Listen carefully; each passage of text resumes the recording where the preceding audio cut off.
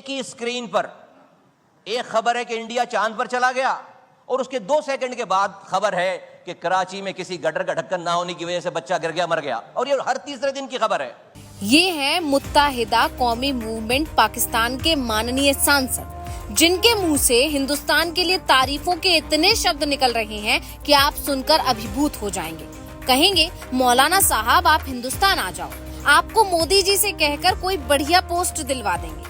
ये सिर्फ यही नहीं कह रहे हैं कि हमारा लड़का गटर में पड़ा है और हिंदुस्तान चांद पर पहुंच रहा है, बल्कि ये इसके भी 2 कदम आगे की बात कहते हैं। खजाने की वो बात जो हमेशा छिपा कर रखी जाती है वो भी सार्वजनिक रूप से बताते हैं और भारत को ये कहते हैं कि आपकी तुलना में हमारी अर्थव्यवस्था बहुत कमजोर है। हमारे यहाँ 68% यूथ वर्ग है, जो देश के लिए अवसर भी है और खतरा भी है। अगर हमने अपने यूथ को सही दिशा नहीं दिखाई तो यही नौजवान देश के लिए खतरा बन जाएगा। मैं मिसाल देना चाहता हूँ कि पड़ोसी देश इंडिया ने अपने लोगों को वो पढ़ाया जो दुनिया की मांग थी। आज दुनिया की 25 बड़ी कंपनियों के CEO भारतीय हैं। उनके पास $5 ट्रिलियन का बजट है। भारत इसलिए तरक्की कर रहा है क्योंकि उन्होंने बच्चों को वो पढ़ाया जिसकी जरूरत थी। आज हमारा रिजर्व पैसा, जिसे हम खर्च भी नहीं कर सकते, वो हिंदुस्तान की तुलना में काफी कम है।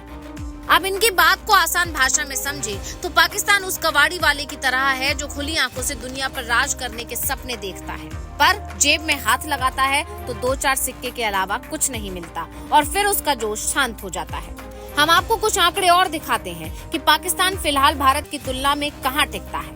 अप्रैल 2024 में भारत की विदेशी मुद्रा भंडार $648.56 अरब के ऑल टाइम हाई लेवल पर पहुंच गया था। देश का विदेशी मुद्रा भंडार 12 अप्रैल को समाप्त सप्ताह में $5.40 अरब घटकर $643.16 अरब रहा।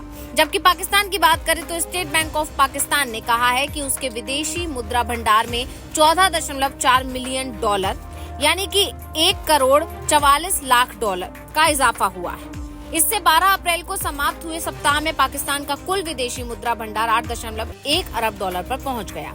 यानी भारत पाकिस्तान की तुलना में 80 गुना ज्यादा पैसा रिजर्व रखता है। बाकी लेन देन की बात तो छोड़ ही दीजिए।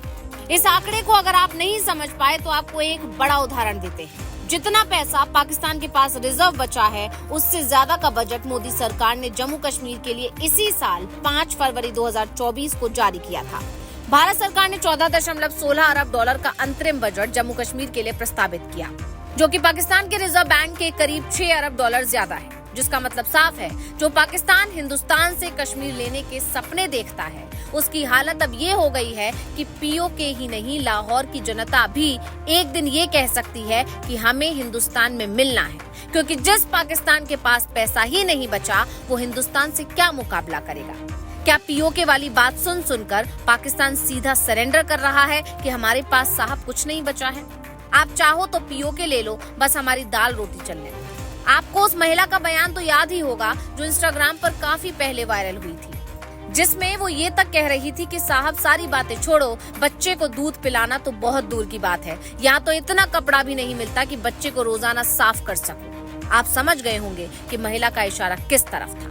तो पाकिस्तान के हुक्मरानों को पहले अपनी पब्लिक के लिए बेसिक चीजों का इंतजाम करना चाहिए, फिर POK को पैसे देने वाली चाल के बारे में सोचना चाहिए।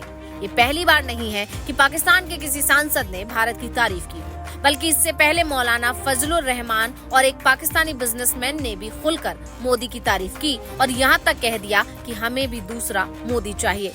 Bureau report, global Bharat TV।